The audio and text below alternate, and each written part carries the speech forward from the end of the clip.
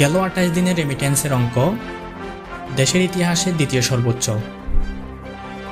28 দিনে এলো 25,357 কোটি টাকারও বেশি রেমিটেন্স।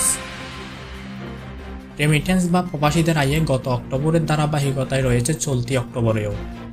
মাসে 28 দিনে এসেছে 211 কোটি 31 লক্ষ মার্কিন ডলার। বাংলাদেশ ব্যাংক প্রকাশিত এক প্রতিবেদনে এই তথ্য উঠে এসেছে। তথ্য অনুযায়ী চলতি মাসে প্রথম 28 দিনে 211 কোটি 31 লক্ষ 10 হাজার ডলার রেমিটেন্স পাঠিয়েছেন প্রবাসীরা, যা বাংলাদেশি মুদ্রায় 25,357 কোটি টাকারও বেশি। তথ্য বিশ্লেষণে দেখা যায়, সেপ্টেম্বরের 28 দিনেই যেই পরিমাণ রেমিটেন্স এসেছে তা গত বছরের সেপ্টেম্বরের পুরো মাসের চেয়ে প্রায় 78 কোটি ডলার বেশি। গত বছরের সেপ্টেম্বরের রেমিটেন্স এসেছিল 133 কোটি ডলার। এর আগে বছর 2022 সালে সেপ্টেম্বরে এসেছিল 158 কোটি ডলার।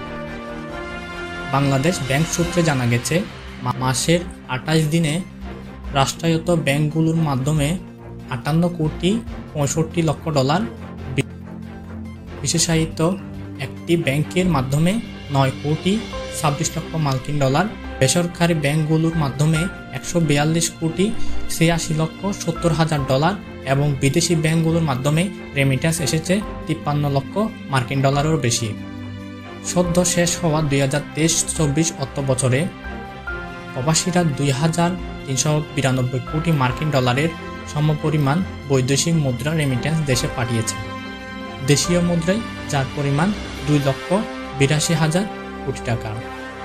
রেমিটেন্সের এই অঙ্ক দেশের ইতিহাসে দ্বিতীয় সর্বোচ্চ। আলবিয়ান নিউজ 24।